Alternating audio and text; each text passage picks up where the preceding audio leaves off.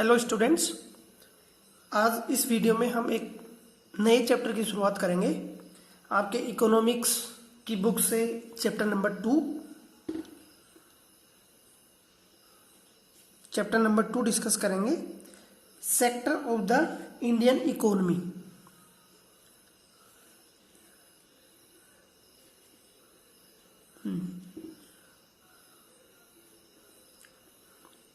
Sector of the Indian economy.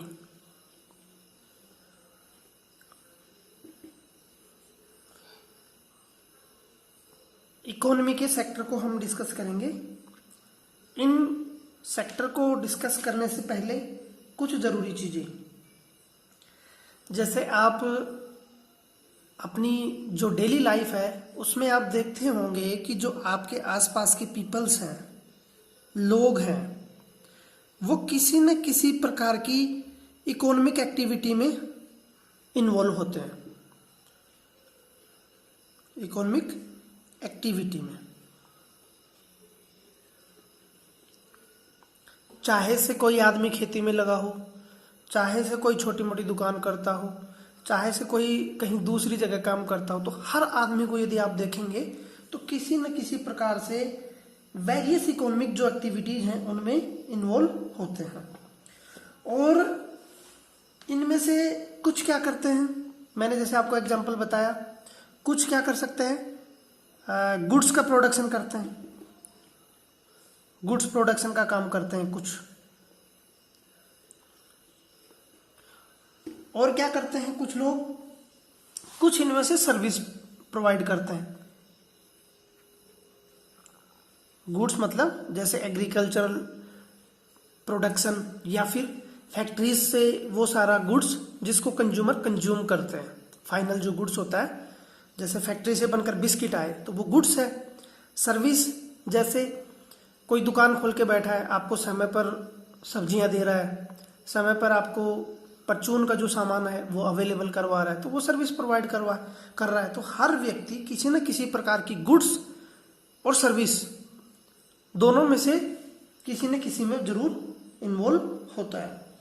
तो आज का हमारा जो ये चैप्टर जो हमने डिस्कस किया है, जिसको हम 2 या 3 वीडियो में कंप्लीट करेंगे, कोशिश करेंगे जल्दी जल्दी कंप्लीट करने की। तो इसमें आपकी जो अंडरस्टैंडिंग है, वो जो सेक्टर्स हैं इकोनॉमी के जिनमें गुड्स और सर्विस प्रोड्यूस होती हैं, उनके बारे में समझना है।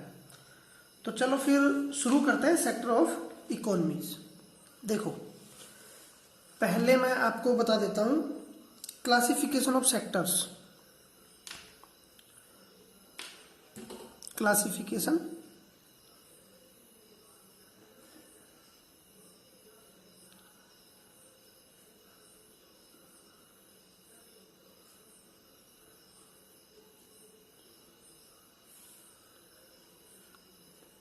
Of sectors. इनको मेजरली कैसे बांटा जाता है, एक ओवरव्यू है, फिर हम उसमें एक एक चीज को डिस्कस आराम से अलग से करेंगे। तो क्लासिफिकेशन के 3 आधार हैं। सबसे पहला nature of activity. Nature of activity यानी एक्टिविटी, क्रियाकलाप के आधार पर बांटा जाता है। दूसरा हो गया आपका ओनरशिप।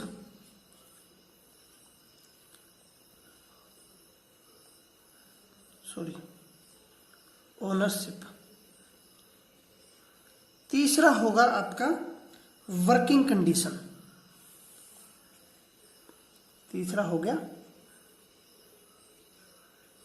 वर्किंग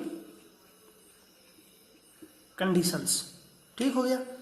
अब आगे फर्दर इसका जो क्लासिफिकेशन है, सब क्लासिफिकेशन, वो कैसे करते हैं, नेचर ऑफ एक्टिविटी के आधार पर 3 इसके भागों में इसको, या 3 सब इसके क्लासिफिकेशन है। पहला प्राइमरी, दूसरा सेकेंडरी,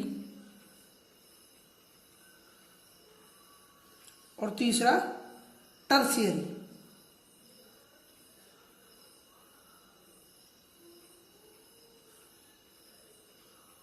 ठीक हो गया। तो इसको बांटा जाता है 3 सब क्लासिफिकेशन हो गया। नेक्स्ट यदि हम डिस्कस करें तो ओनरशिप के आधार पर 2 टाइप होते हैं। पहला या तो वो पब्लिक ओनरशिप में होगा, दूसरा वो प्राइवेट ओनरशिप। तीसरा वर्किंग कंडीशन के आधार पर जो बांटा जाता है वो 2 प्रकार में बांटा जाता है। पहला हो गया आपका ऑर्गेनाइज्ड,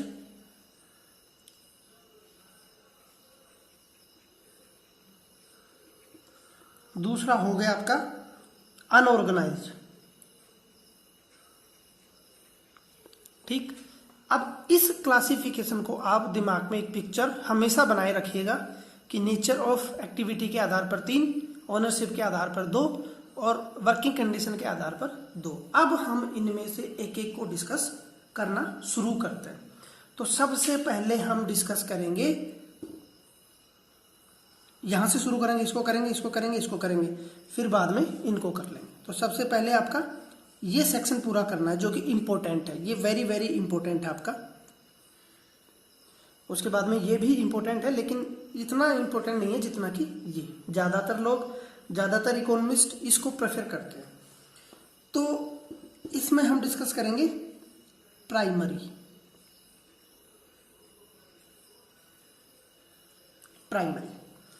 प्राइमरी सेक्टर को समझने के लिए हम डिटेल में इसको डिस्कस करते हैं। इसमें कई चीजें हम क्लियर करेंगे इसमें। तो देखो, इस सेक्टर में कई एक्टिविटी ऐसी हैं जो कि नेचुरल रिसोर्सेज से पे डिपेंड होती हैं। मींस सबसे पहला फैक्टर इसमें हो गया नेचुरल रिसोर्सेज। की पॉइंट इसके पकड़िएगा आप, नेचुरल रिसोर्सेज मतलब कई एक्टिविटीज, कई क्रियाकलाप, कई क्रियाविधि इतनी होती हैं, इस प्रकार की होती हैं जो डायरेक्टली इस पे डिपेंडेंट होती हैं। किस पे? नेचुरल रिसोर्सेज पे। अब ये नेचुरल रिसोर्सेज क्या होते हैं, इनको हमें एग्जाम्पल की मदद से समझना पड़ेगा। नेचुरल रिसोर्सेज जैसे नेचुरल रिसोर्सेज आपके होती हैं क्रॉप्स, जो हमें नेचर से मिले डायरेक्ट, लैंड से हम इसको लेते हैं। क्रॉप्स में कुछ भी होगा, जैसे कॉटन हो गई, आपकी वीट्स हो गई। इसके अलावा एनिमल से हम क्या लेते हैं? दूध, एनिमल हस्बेंड्री हो गया, फिशरीज हो गया आपका। तो ये सारे जो प्रोडक्ट हैं, ये सारी जो एक्टिविटी हैं, ये प्राइमरी सेक्टर में आएंगी क्योंकि ये नेचुरल रिसोर्सेज के अंतर्गत आती है। तो प्राइमरी सेक्टर की डेफिनेशन ही ये है कि वो सारी इकोनॉमिक एक्टिविटी जो कि डायरेक्टली किस पे डिपेंडेंट होती हैं? Natural resources. अब नेचुरल रिसोर्सेज कौन कौन से होते हैं? क्रॉप्स, एनिमल हस्बेंड्री हो गया, फिशरीज हो गया। अब आगे और इसको एग्जाम्पल की सहायता से यदि हम समझें प्राइमरी सेक्टर को, तो एग्जाम्पल आप ले लीजिए, सबसे अच्छा है वीट का। नेचुरल रिसोर्सेज है, जमीन से हमें मिल रहा है, हम इसका कहीं फैक्ट्री में प्रोडक्शन नहीं कर रहे, ये जमीन में उगता है। और इसके अलावा आप इसमें नेचुरल रिसोर्सेज में और भी वो सारी चीजें ले सकते हैं जो कि हमें नेचर से मिलता है, जैसे पेड़ों से मिलने वाले प्रोडक्ट। अच्छा, एग्जाम्पल आप ले लीजिए इसमें वीट। अब वीट जो होता है उसका जो कल्टीवेशन होता है, वीट कल्टीवेशन आप बताओ या समझो।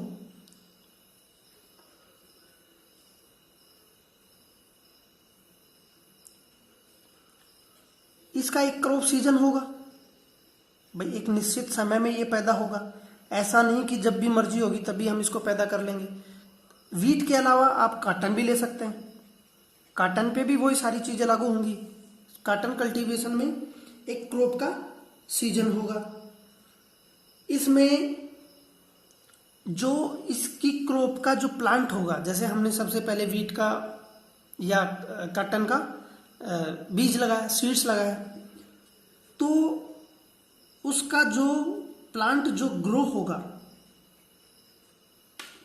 प्लांट जो ग्रो करेगा कई चीजों पे डिपेंडेंट होगा, और जिन चीजों पे ये डिपेंडेंट होगा वो मेनली, देखो ध्यान रखिएगा, मेनली इस पे आप ध्यान दीजिएगा। मेनली का मतलब ये हो गया कि कंप्लीटली नहीं, इसमें कुछ एक्सेप्शन भी हो सकते हैं, मैं आपको बताऊंगा क्या क्या हो सकते हैं। यानी प्लांट ग्रो जब करेगा तो मेनली किस पे डिपेंडेंट होगा, नेचुरल रिसोर्सेज पे। जैसे नेचुरल रिसोर्सेज कौन कौन से हो सकते हैं, जब आप क्रॉप उगा रहे हो, प्लांट उगा रहे हो, तो उसको रेनफॉल चाहिए, पानी चाहिए कि नहीं चाहिए, सनशाइन चाहिए, धूप चाहिए कि नहीं चाहिए,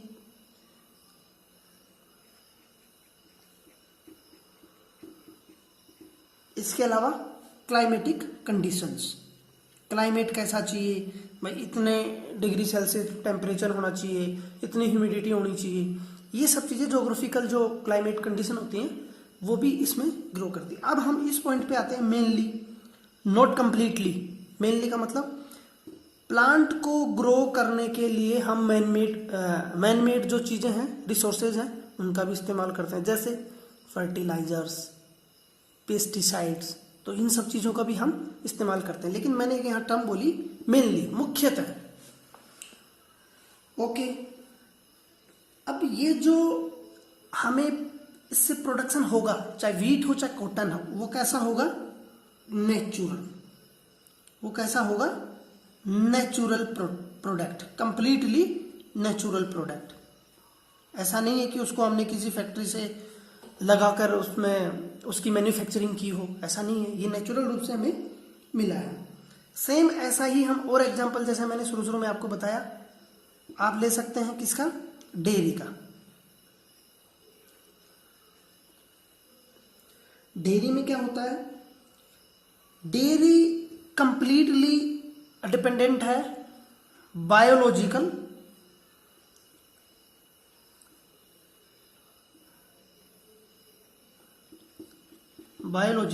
प्रोसेस पे।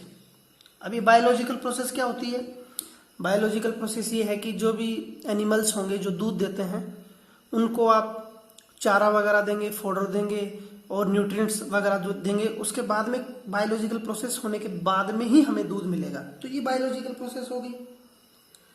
ये कई चीज़ों पे डिपेंडेंट करता है, जैसे फूडर वगैरह होना चाहिए, फूडर मिलना होना चाहिए कि नहीं, फूडर, चारा जिसको बोलते हैं, इन चीज़ों पे वो डिपेंडेंट होता है। तो ये कंप्लीटली नेचुरल हो गया। क्या दूध को कहीं फैक्ट्री में पैदा किया जा रहा है, नहीं, ये डायरेक्टली नेचर से हमें मिल रहा है। यानी एनिमल्स जो हैं वो नेचर के प्रोडक्ट हैं और उनसे हमें डायरेक्ट मिल रहा है। चलो ठीक हो गया। और इनके अलावा क्या क्या चीज़ें हम इनमें सम्मिलित कर सकते हैं, किसमें, नेचुरल रिसोर्सेज की बात हो रही है। जैसे नेचुरली हमें क्या मिलता है, मिनरल्स, और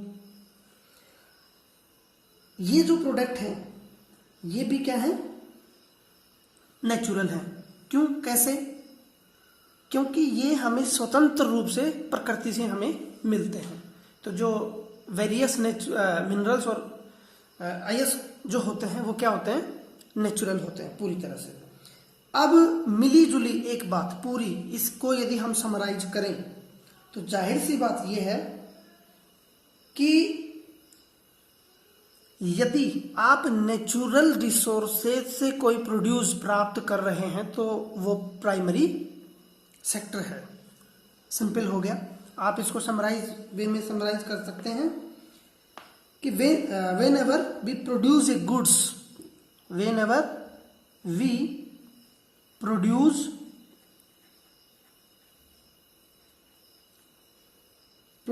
ए goods by exploiting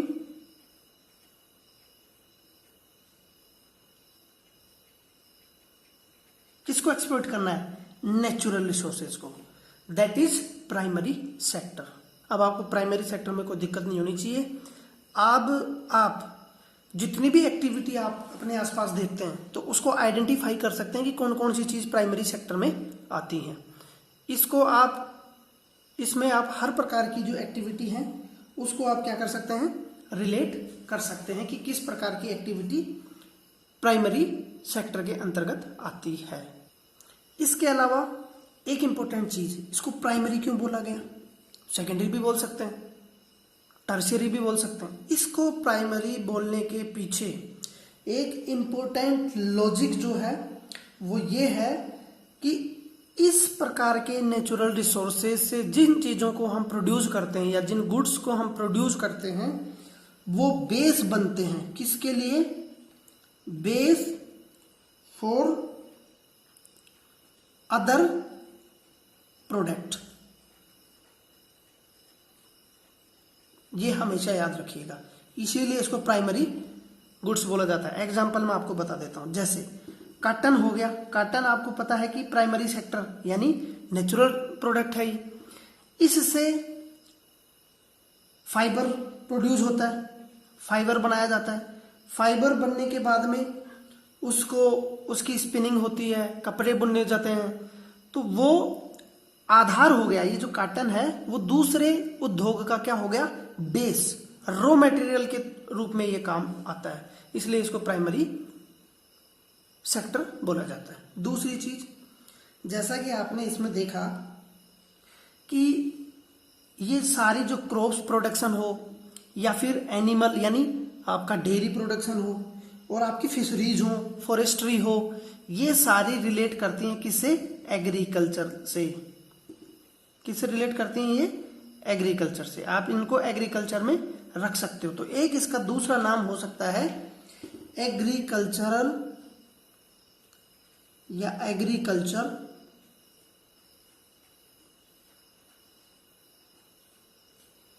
and related sector. इस प्राइमरी सेक्टर को हम एग्रीकल्चरल सेक्टर भी बोल सकते हैं या फिर एग्रीकल्चरल एंड रिलेटेड सेक्टर या एग्रीकल्चरल एंड अलीड सेक्टर। ठीक हो गया, ये हो गया आपका पूरा, हमने डिस्कस कर लिया आपका प्राइमरी सेक्टर। अब सेकंड पे हम चले जाते हैं, सेकेंडरी सेक्टर।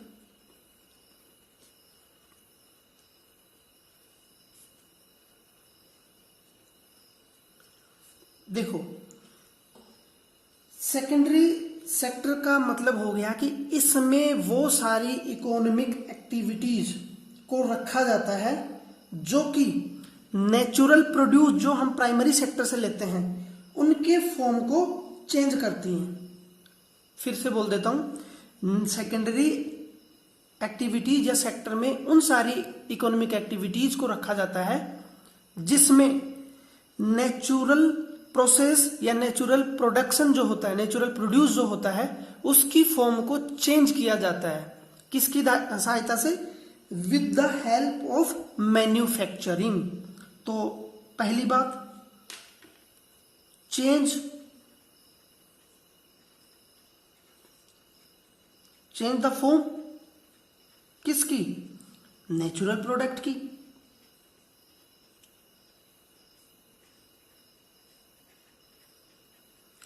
किससे, with the help of manufacturing.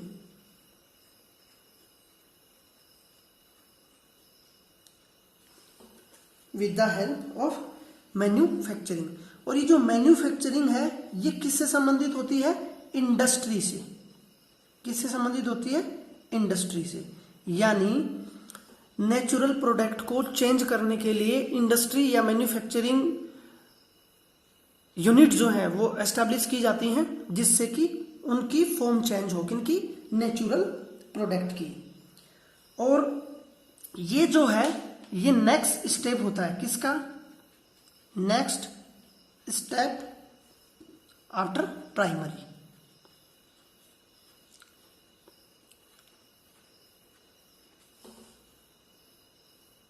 Okay, ये जो एक्टिविटी है या ये जो सेक्टर है इसका इंपोर्टेंस ये है कि जो प्रोडक्ट होते हैं, देखो यहां प्रोड्यूस की मैंने बात की है, किसी प्रकार के प्रोडक्ट की बात मैंने नहीं की। यहां मैं पहली बार एक टर्म का इस्तेमाल कर रहा हूं, प्रोडक्ट। प्रोडक्ट कब बनता है, जब प्रोड्यूस को मैन्युफैक्चर करके प्रोडक्ट का रूप दे दिया जाता है। मैं आपको एग्जांपल भी बताऊंगा, लेकिन अभी आप ये समझिए कि जो प्रोडक्ट होता है उसको बनाने के लिए मैन्युफैक्चरिंग जो चीज है वो बहुत ही एसेंशियल है। तो जो मैन्युफैक्चरिंग है वो कैसी है? एसेंशियल। किस चीज के लिए क्या हो रहा है इसमें, इसको भूल मत जाना। नेचुरल जो प्रोड्यूस हैं उनको मैन्युफैक्चरिंग की सहायता से या इंडस्ट्री की सहायता से गुड्स में बदला जा रहा है, या उनकी जो फॉर्म है वो चेंज किया जा रहा है, और जो चेंज फॉर्म है वो क्या कहलाता है? प्रोडक्ट। कैसे प्रोडक्ट होता है मैं आपको बताऊंगा। एग्जाम्पल के लिए ये सारे काम कहाँ होंगे? फैक्ट्री में। कहाँ होते हैं? फैक्ट्री में। भाई मैन्युफैक्चरिंग तो फैक्ट्री में ही होगी, किसी भी चीज का निर्माण कहाँ होगा? फैक्ट्री में। कैसे? देखो, सबसे पहले हम वहीं चलते हैं कॉटन और उस पे। तो एग्जाम्पल आप ले लो कॉटन का। कॉटन उगाई गई, आपको पता ही है नेचुरल प्रोड्यूस है, अच्छी बात है, इसको हमने नहीं बोला कि ये सेकेंडरी सेक्टर है, लेकिन कॉटन बेस प्रोडक्ट या बेस प्रोड्यूस है किसके लिए? आगे के सेक्टर्स के लिए। तो जब ये कॉटन का प्लांट होगा इससे फाइबर निकाला जाएगा। रेसे बनाए जाते हैं कि नहीं? रेसों को बनाने के बाद में इनकी स्पिनिंग होगी। स्पिनिंग होने के बाद में यानी यार्न जो होगा, धागा होगा, उसकी स्पिनिंग होगी। उसके बाद में वीविंग यानी बुनाई, वीविंग द क्लोथ्स। तो अब मुझे एक चीज बताइए, जो फाइनल प्रोडक्ट जो हम पहनते हैं, जैसे आपकी शर्ट पहनते हैं या कुछ और भी जो क्लोथ, वेरियस क्लोथ जो आप पहनते हैं, वो क्या नेचुरल रूप से प्रोड्यूस होते हैं? नहीं, उनको फैक्ट्रियों में बनाया जाता है। लेकिन फैक्ट्रियों में बनाने के लिए उनके लिए जो कच्चा माल होगा, रॉ मटेरियल जो होगा, बेस जो होगा, वो क्या होगा?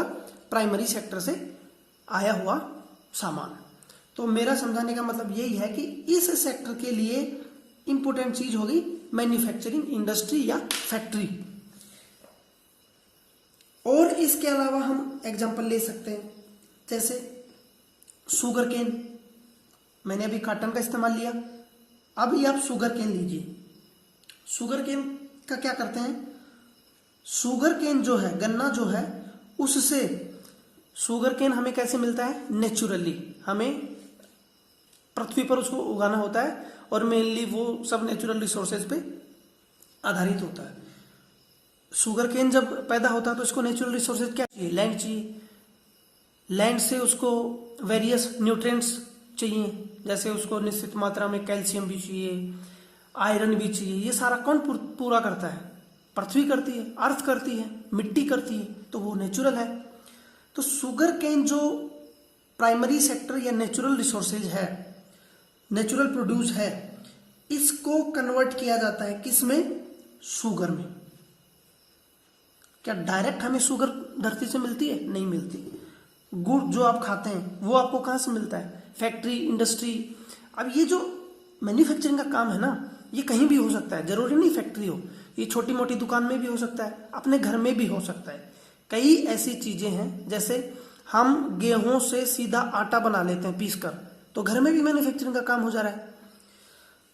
तो चलो हम आगे चलते हैं। इसके अलावा आप वीट का ले सकते हैं इसमें। इसके अलावा आप जो अर्थ होती है, अर्थ की जो मिट्टी होती है, उससे ब्रिक्स बनती हैं, ब्रिक्स से हाउस बनते हैं, बिल्डिंग्स बनती हैं। तो ये सारे काम किस में आएंगे? सेकेंडरी सेक्टर में। अब देखो, सेकेंडरी सेक्टर धीरे धीरे, क्योंकि पहले तो ये सारी इकोनॉमिक एक्टिविटी, ये जो मैन्युफैक्चरिंग एक्टिविटी, ये घर में होती थी। कब की बात कर रहा हूं? 300-400 साल पहले की बात। तो उसके बाद में ग्रेजुअली हुआ क्या? धीरे धीरे इंडस्ट्री एस्टेब्लिश हुई। जब इंडस्ट्री एस्टेब्लिश हुई तो सारा काम जो मैन्युफैक्चरिंग का है, मेजर जो काम है, वो कहाँ होने लग गया? इनमें। और इंडस्ट्री में जब ये हुआ तो इससे रेट भी सस्ती हो गई, चीपर हो गया सारा प्रोडक्शन। तो आप ये बोल सकते हैं कि सेकेंडरी सेक्टर को हम इंडस्ट्रियल सेक्टर भी बोल सकते हैं। इसका दूसरा नाम हो गया इंडस्ट्रियल सेक्टर। क्यों? क्योंकि ये इंडस्ट्री से रिलेट होता जा रहा है। इसको एग्रीकल्चरल और एलिड सेक्टर क्यों बोलते हैं? क्योंकि इसमें एग्रीकल्चरल एक्टिविटी जो प्रोड्यूस हैं उनसे रिलेटेड सारी एक्टिविटी होती है। चलो, दो एक्टिविटी आपको अच्छे से, दो सेक्टर आपको क्लियर हो गए होंगे। अब क्या करेंगे, सेकेंडरी सेक्टर में कौन कौन सी चीजें आती हैं जिनको हम रख सकते हैं। किसमें? सेकेंडरी सेक्टर में कौन कौन सी एक्टिविटी ऐसी होती हैं, ये आपका काम है। आप इसको असेस करें और क्लासिफाई करें कि ये प्राइमरी सेक्टर में, ये सेकेंडरी सेक्टर में। अब टर्सरी सेक्टर और मैं आपको समझा देता हूं, उसके बाद आप सारी सर्विस का क्या कर सकते हैं, क्लासिफिकेशन कर सकते हैं। जितने भी काम, जितने भी लोग आसपास के अपने काम करते हैं उनको आप इसमें रख सकते हैं। तो तीसरा हो गया आपका टर्शियरी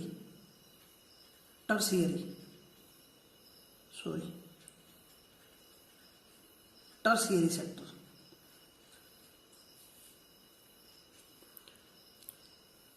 इन दो सेक्टर्स के अलावा या दो प्रकार की सर्विसेज के अलावा ये तीसरी एक्टिविटी, ये तीसरी थर्ड इकोनॉमिक एक्टिविटी है। ये याद रखो आप, थर्ड इकोनॉमिक एक्टिविटी। इसमें क्या होता है, ना तो किसी प्रकार के गुड्स का प्रोडक्शन होता है, इसमें किसी प्रकार का कोई गुड्स का प्रोडक्शन, नो गुड्स प्रोडक्शन। हमेशा याद रखना कि इसमें किसी प्रकार का कोई गुड्स का प्रोडक्शन नहीं होगा, ना तो नेचुरली और ना मैन्युफैक्चरिंग रूप से।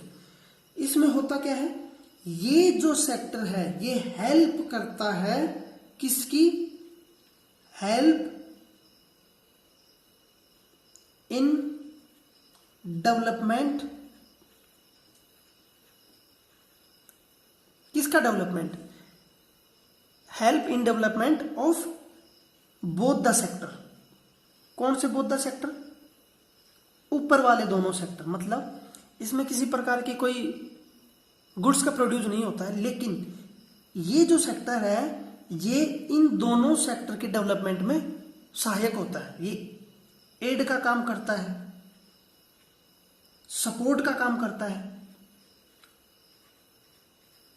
अब कैसे एड करता है, कैसे सपोर्ट करता है, ये मैं जब आपको एग्जांपल दूंगा तब आपके दिमाग में अच्छे से क्लियरिटी आ जाएगी। फॉर एग्जांपल देख ही लो आप।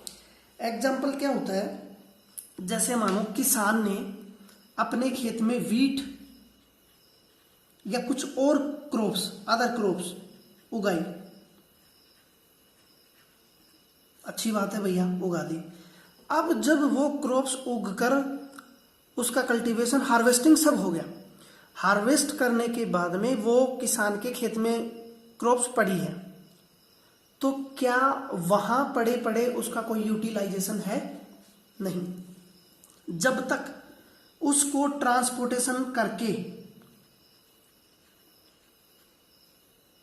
ट्रांसपोर्टेशन हो गया, ट्रांसपोर्टेशन करके उसको मार्केट में लाया जाएगा, मार्केट में उसका ट्रेड होगा, और ट्रेड के बाद में फाइनली जहां इसको जाना होगा वहां ये जाएगी। जैसे हो सकता है कुछ जरूरतमंद लोग वहां से वीट खरीदेंगे, कुछ इंडस्ट्री जो कि बड़े पैमाने पर बिस्किट वगैरह बनाते हैं वो यहां से वीट लेके जाएंगे। तो अलग अलग सेक्टर में ये चीजें चली जाएंगी। तो देखो, इसके डेवलपमेंट में इसने सहयोग दिया कि नहीं दिया? यदि ट्रांसपोर्टेशन नहीं होता तो क्या ये काम हो पाता? नहीं हो पाता। मार्केट यदि नहीं होता तो क्या इसका यूटिलाइजेशन हो पाता? नहीं हो पाता। ट्रेड यदि नहीं होता तो क्या इसका यूटिलाइजेशन हो पाता? नहीं हो पाता। तो टर्सरी सेक्टर वो है जो प्राइमरी और सेकेंडरी दोनों के डेवलपमेंट में काम करता है। मार्केट में जब जाएंगे तो ट्रेड होगा, ट्रेड से मैन्युफैक्चरिंग जो हब है या जो इंडस्ट्री है वो लेके जाएंगी और अपना सेकेंडरी एक्टिविटी को पूरा करेंगी। और एग्जाम्पल आप इसके देखिए, और एग्जाम्पल में क्या हो सकता है कि जो प्रोड्यूस है, नेचुरली जो प्रोड्यूस है, जैसे क्रॉप्स में आप कुछ भी रख लो, उनको हो सकता है कि मार्केट में ट्रेड ना हो पाए तो उनको स्टोर करना पड़ेगा। तो स्टोरेज फैसिलिटी क्या होगी? Tertiary sector. ये कौन से सेक्टर में काम करेगी? टर्सरी में। क्योंकि यदि स्टोरेज नहीं होगा तो हो सकता है जो किसान ने प्रोड्यूस किया है वो खराब हो जाए, उसकी कोई वैल्यू ना हो, उसमें वैल्यू एडिशन ना हो। तो ये भी एक इंपॉर्टेंट इसमें काम हो गया। इन सब के इतर और क्या क्या टर्सरी सेक्टर में हो सकता है, जैसे कम्युनिकेशन।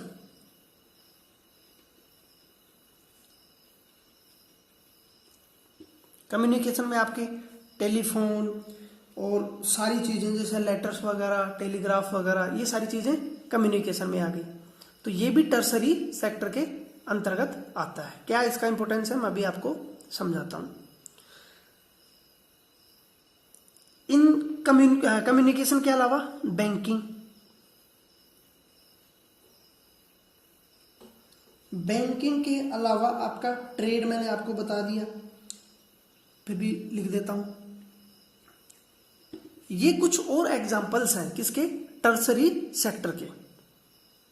देखो कैसे यूजफुल है और कैसे ये डेवलपमेंट में सहयोग करते हैं। जैसे कम्युनिकेशन, कम्युनिकेशन फैसिलिटी यदि नहीं होगी तो क्या जो मैन्युफैक्चरिंग प्रोडक्ट हैं वो पब्लिक डोमेन में चल पाएंगे, नहीं चल पाएंगे। कम्युनिकेशन में आपके जैसे रेडियो वगैरह पे एडवर्टाइज करना, लोगों को प्रोडक्ट के बारे में अवेयर करना, तो ये इसका काम हो गया। बैंकिंग, पैसा ही नहीं होगा तो कोई भी एक्टिविटी नहीं होगी। पैसा नहीं होगा तो किसान जो है वो सीड्स नहीं खरीद सकता, फर्टिलाइजर्स नहीं खरीद सकता, और जो कल्टीवेशन में और सारी प्रोसेस हैं जैसे मशीनरी वगैरह वो नहीं ले सकता। इसी प्रकार सेकेंडरी सेक्टर में हम जाएं तो जो इंडस्ट्री एस्टेब्लिश होती है उनके लिए पैसा चाहिए, और पैसे को रेगुलेट कहाँ से किया जाता है, बैंकों से। तो बैंकिंग फैसिलिटी बहुत ही इंपॉर्टेंट है। और ट्रेड का तो रोल आपको बताने की जरूरत ही नहीं है। तो ये सारी चीजें जो हैं ये किस में काम कर रही है,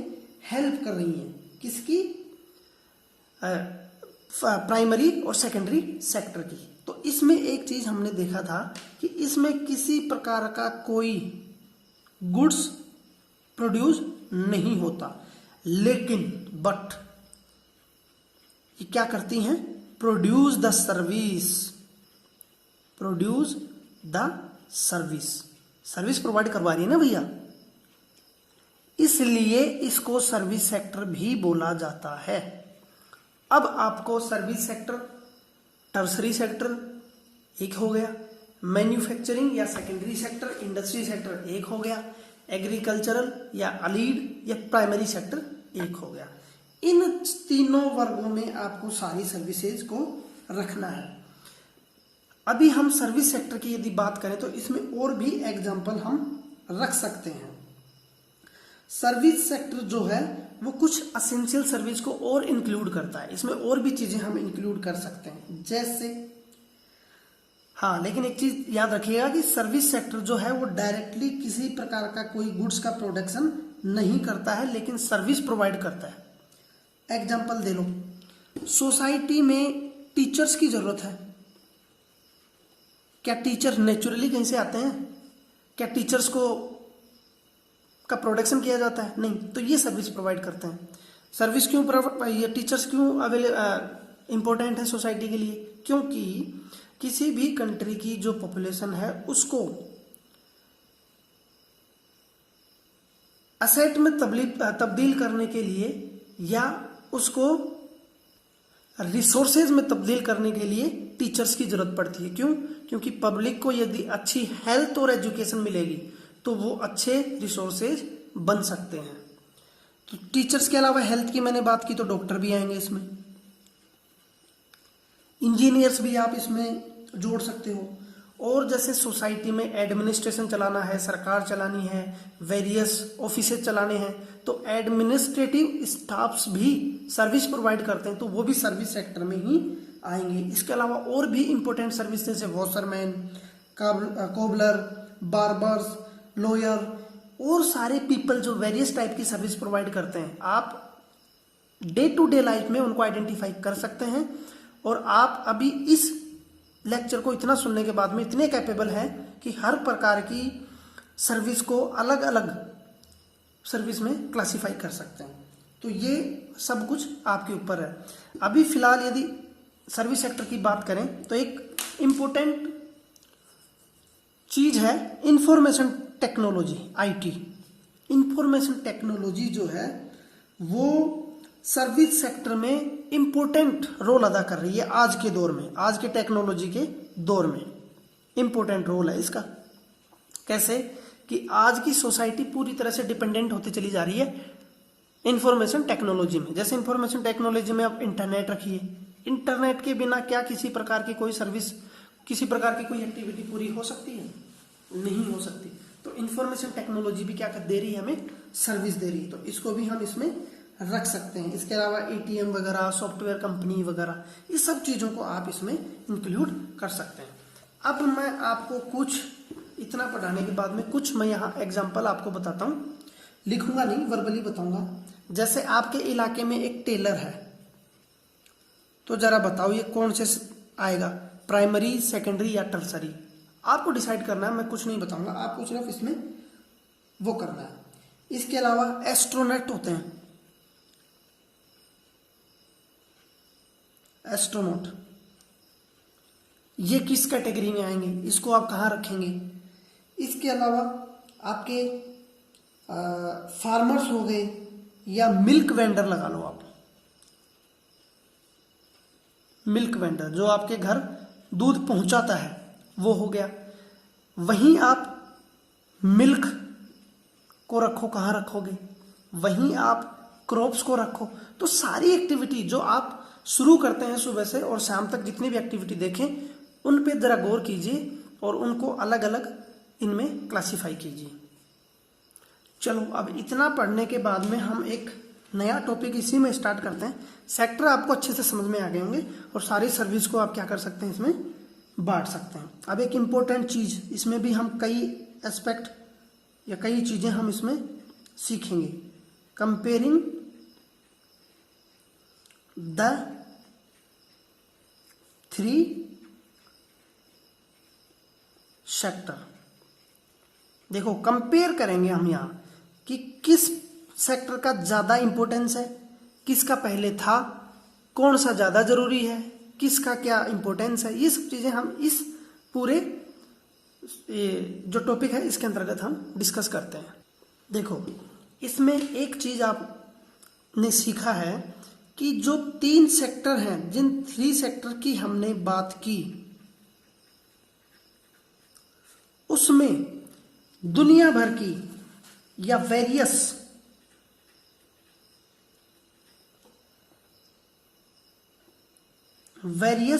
प्रोडक्शन एक्टिविटी इसमें होती हैं। तीनों सेक्टर में मिला के हम बात करें तो उसमें वेरियस प्रोडक्शन एक्टिविटी होती हैं और उसमें प्रोड्यूस क्या करते हैं, गुड्स करते हैं ना। प्राइमरी सेक्टर और सेकेंडरी सेक्टर में गुड्स हम प्रोड्यूस करते हैं, गुड्स एंड सर्विसेज।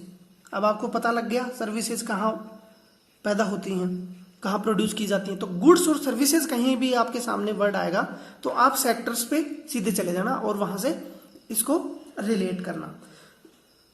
ठीक हो गया कि 3 सेक्टर जो है वहां से various goods and services produce होते हैं। लेकिन अब इसमें ये सीखने की चीज है कि ये जो सर्विस, गुड्स और सर्विस प्रोड्यूस हो रही हैं, इसमें से कौन सा sector, which sector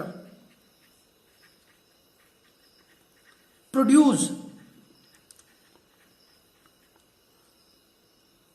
the largest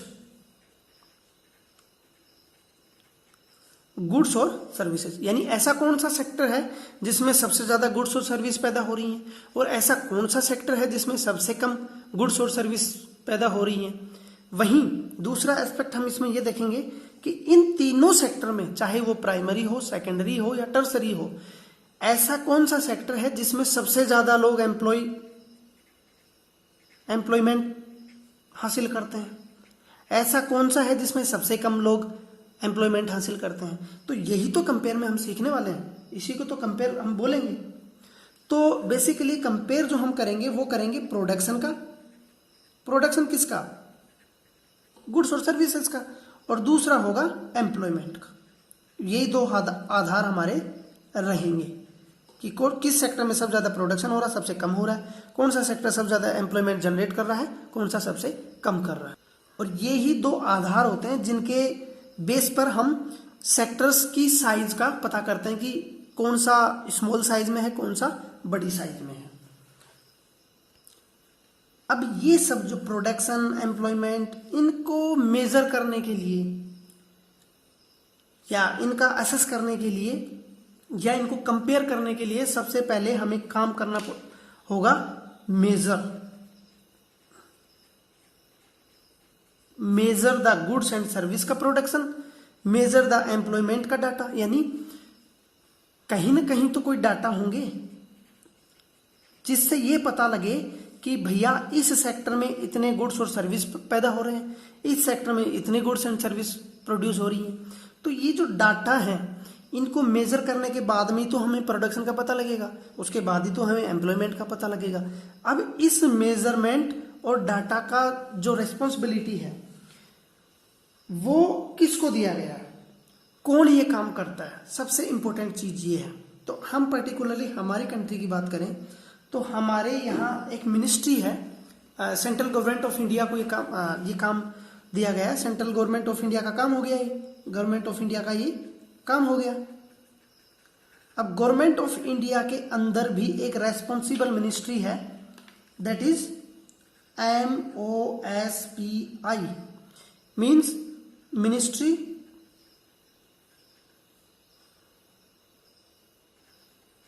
of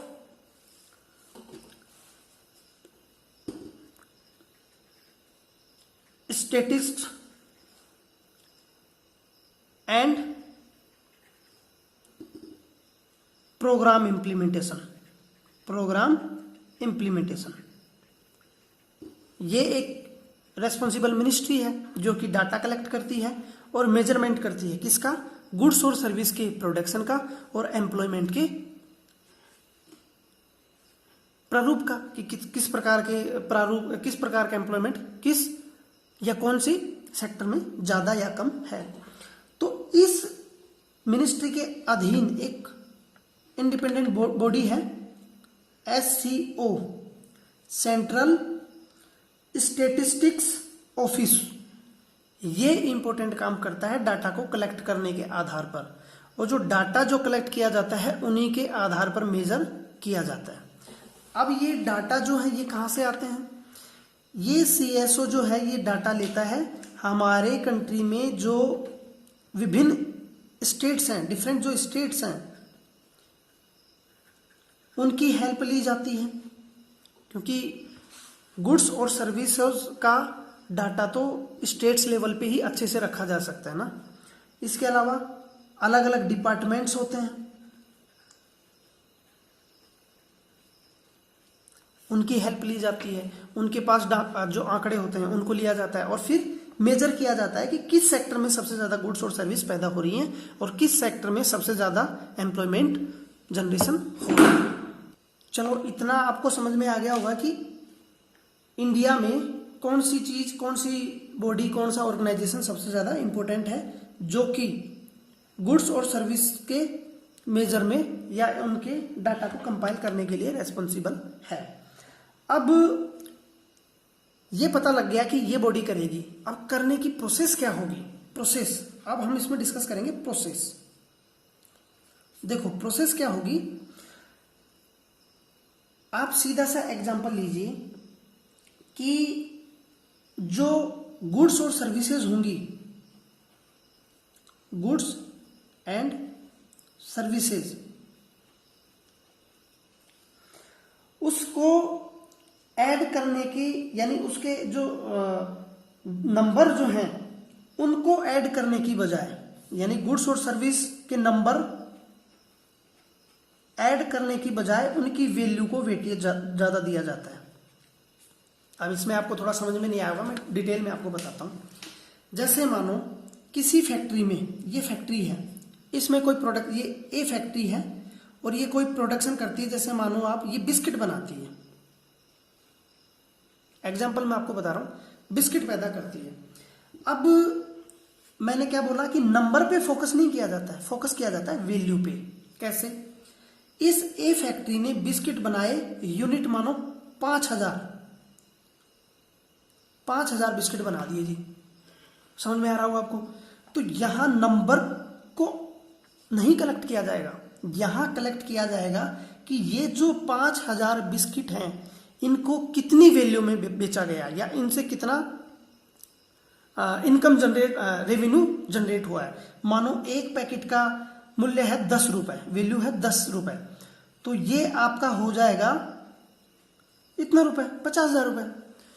तो यहां कंसीडर किया जाएगा 50,000 रुपए, यानी यहां रखा जाएगा कि एक फैक्ट्री ने बिस्किट प्रोड्यूस किए 50,000 रुपए के। समझ में आ गया होगा आपको। तो ये आपको इसमें समझना है, यानी जब भी गुड्स और सर्विस को प्रोड्यूस किया जाता है या ऐड किया जाता है, तो इसमें जो नंबर्स हैं, एक्चुअल नंबर्स, उनको ना वेटेज देकर, ना जोड़कर किसको जोड़ा जाता है, वैल्यूज को। ऐसे ही फिर हम किसी बी फैक्ट्री का ले लेंगे, बी फैक्ट्री में कोई दूसरा प्रोडक्ट पैदा हो रहा होगा, उसमें भी नंबर को वेटेज ना देकर वैल्यू को वेटेज दिया जाएगा। इस तरह से ये जुड़कर पूरा क्या हो जाएगा, गुड्स और सर्विसेज की वैल्यू। ये तो बहुत आसान काम हो गया, आपको ऐसा लग रहा होगा, लेकिन ऐसा नहीं है। अब देखो जरा, बिस्किट जो है, बिस्किट जो अभी मैंने फैक्ट्री की बात की आपको,